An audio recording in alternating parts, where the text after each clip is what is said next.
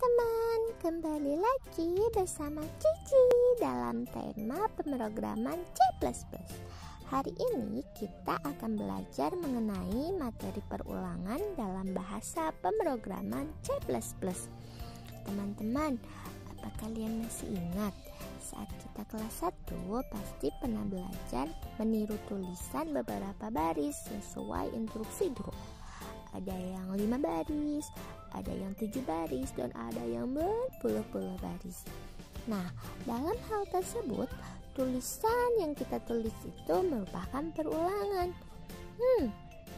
Jadi perulangan itu apa sih teman-teman? Yuk kita pikirkan. Ya, benar.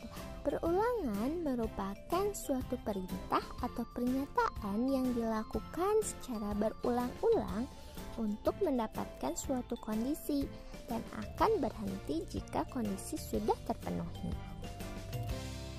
Ada 3 cara melakukan perulangan di C++. Yang pertama, perulangan dengan fungsi for. Perulangan ini merupakan suatu perulangan jika pada kondisi jumlah perulangannya diketahui. Bentuk pernyataan for start, titik koma, condition, titik koma, iterasi. Start di sini merupakan kondisi pada saat awal perulangan. Condition, kondisi yang harus dipenuhi agar perulangan dijalankan. Selama kondisi ini terpenuhi, maka program akan terus melakukan perulangan. Dan statement merupakan bagian kode pemrograman yang akan diproses secara terus-menerus selama proses perulangan berlangsung. Selanjutnya, yuk kita simak contoh program perulangan pada fungsi for. Karakter dalam bentuk bis akan melakukan perulangan untuk menjemput siswa yang akan berangkat sekolah. Dalam peta terdapat beberapa titik tempat siswa menunggu dan bis akan melewati jalan tersebut untuk menjemput siswa. Bis akan berjalan dan berhenti jika menemukan siswa. Pada perulangan pertama, bis akan menemukan siswa dan akan mengecek apakah perulangan dapat dilakukan sesuai dengan perintah pada program. Jika perintah dapat dilakukan, maka siswa boleh masuk ke dalam bis. Namun, jika perintah tidak bisa dilakukan, maka perulangan pun tidak bisa dilakukan. Karakter hanya akan berjalan lurus tanpa menjemput siswa. Sehingga ada 3 siswa yang masuk ke dalam bis sesuai dengan instruksi program. Nah, selanjutnya yang kedua, perulangan menggunakan fungsi while.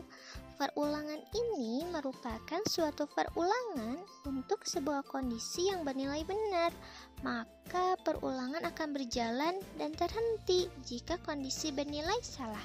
Bentuk pernyataan while, kondisi, statement. Kondisi dalam while sama dengan kondisi dalam for. Kondisi ini akan diperiksa pada tiap perulangan. Jika hasilnya salah, maka perulangan terhenti. Artinya kita tidak tahu berapa banyak perulangan yang akan terjadi. Karena selama kondisi benar, perulangan terus dilakukan. Untuk lebih memahaminya, yuk simak bagaimana contoh penerapan fungsi while dalam program. Bis akan melakukan perulangan untuk mengisi bensin. Dengan kondisi, jika bis mengisi bensin, maka bis akan melaju sejauh 1 km. Jika karakter tidak mengisi bensin, maka bis akan berhenti. Yang ketiga, perulangan menggunakan fungsi do while. Perulangan ini merupakan perulangan yang instruksi akan dijalankan terlebih dahulu. Jika kondisi bernilai salah, maka akan berhenti. Namun jika kondisi bernilai benar, maka perulangan akan tetap berjalan.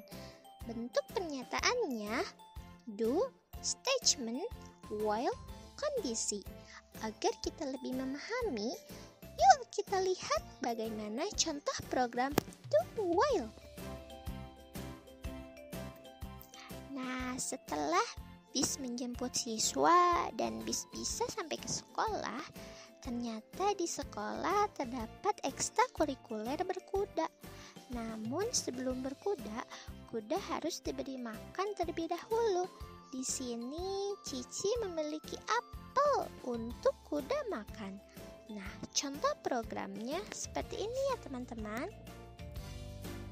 Karakter akan memberi makan kuda terlebih dahulu dan akan mengecek jika apel masih ada, maka akan melakukan perulangan untuk memberi makan lagi.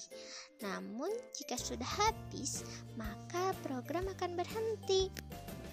Dalam instruksi, karakter hanya akan mengulang untuk memberi makan jika apel kurang atau sama dengan 2. Maka ketika karakter telah memberi makan kuda 2 kali, program akan berhenti sesuai dengan instruksi dari program. Nah, itulah penjelasan singkat mengenai materi perulangan dalam bahasa pemrograman C++. Selanjutnya akan tampil flowchart dari ketiga perulangan tersebut. Jika ada materi yang kurang dimengerti, silakan tanyakan pertanyaan di ruang diskusi bersama gurumu ya. Cici pamit dan sampai jumpa di materi selanjutnya. Semangat dan terus menjadi programmer yang hebat.